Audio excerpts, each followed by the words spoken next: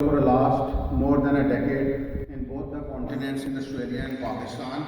And one thing, I am sure most of you who are sitting here, they are running organizations, they are entrepreneurs, they are CEOs. And one thing, what I have learned over my experience of being a CEO, to be successful, to be a CEO, to an entrepreneur, to be a manager, and that one word that comes to my mind is communication. So if you want to be successful at being a CEO, you need to master the art of communication. And anybody who can master the art of communication, I can bet you he can be as successful as you can talk about any successful person. And because the reason I'm saying is that why communication? Because communication leads to sales.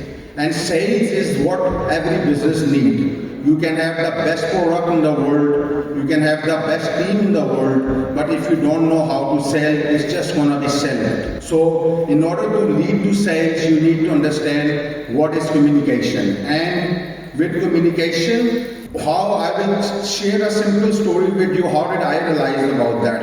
When after graduating and I formed the company and I had my first senior presentation with the CEO of a company in Australia. After I did all, I had the flashy, PowerPoint and everything. And once I finished my presentation, that guy went back to me and he said to me, Mr. Zeeshan, the day you are not trying to sell me and you're trying to understand me, come back to me. And that was the day I realized that, in order to learn communication, you need to learn human psychology and human physiology. So there is a research done that what we speak, the words, only 7% of them are remembered. 65% of the communication that people will remember is your body language. So in order to be, when the first time you are entering into a meeting, that what the first initial 3 seconds, that matters, because your body language will communicate. Your body language will spread that vibe of energy that is required to be successful in that particular conversation in that room. So briefly, I just want to, after learning all that, I did NLP and all that, worked on my communication skills. And for me, the most important thing is that, you have to self-realize. And during my self-realization, the journey, I realized that, I need to share this experience with my fellow CEOs. And as, other participants have already mentioned, CEO Minds and Mr. Abdul Wahab, this has been an amazing platform for people to come here and share their thoughts process here, So, if I come down to one important thing I mentioned earlier about sales, so if I have to put it up in briefly in like 1 minute, then how the sales is like a whole cycle. So the starting point, whenever either you are selling a 500 rupees pen or you are selling a $500 million property, the cycle, the process for sales is same, because that's the way you communicate with the human brain. The way you can communicate, you can understand the human psychology and physiology. People only buy from you if they like you. If they don't like you, you can have the best of products, they're never gonna buy from you. So the first thing is that you should be likable to the people. And the way it works is that the first important component in sales is rapport.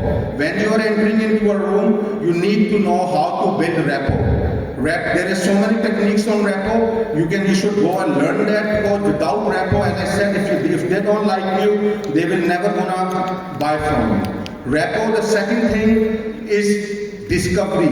You ask questions. You need to understand the need of the person. If you are selling and just selling the product without understanding the need, you will never be able to sell. So the second step in the sales process is discovery and asking questions and understanding the needs.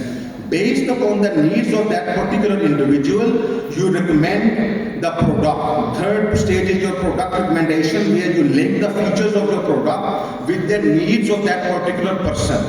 Fourth is objection handling. if you have done well, you will always have objections. Because objections are good. That shows that other person is thinking about buying your product, though he may have some reservations. He want to clarify. So the fourth technique, the fourth step is objection handling, and then lastly, it's about closing, asking the business. And there is, what I've seen in Pakistan is that most of people, they are very well till the fourth stage, but they are reluctant in asking for business. You should be confident as hell for asking the business, because if you will have sales, you will build teams. If you will have sales, you will get the best people. You can get, for IT you can get the best man, for the accounts you can get the best man, for the innovation you can get the best man, until unless your organization is getting the revenue. If there is no revenue, the teams are not made. So that's the basic thing. I wanted to touch on that. And because of this, lastly I will say that, as I mentioned earlier, because I have this self-realization that, I have been very fortunate enough, thanks to Almighty Allah. A lot of people don't get this exposure. I went to one of the top institutes. I studied from LUMS. I graduated from the University of Sydney, and I was very fortunate enough for doing that. And then I lived in Australia. I'm running a business in Australia for more than 10 years. So I got that exposure of working internationally with international people, and to see how people think internationally. And because of that self-realization, I recently written a book. It's titled Precision Influence, and that book is basically about, it's a playbook about how to master the art of communication. Because what I see is that in our country, if people know how to communicate, we can be as successful as we can, especially in today's world. When we say global village, so the communication is something which we all need to, master it, to take our businesses to the next heights.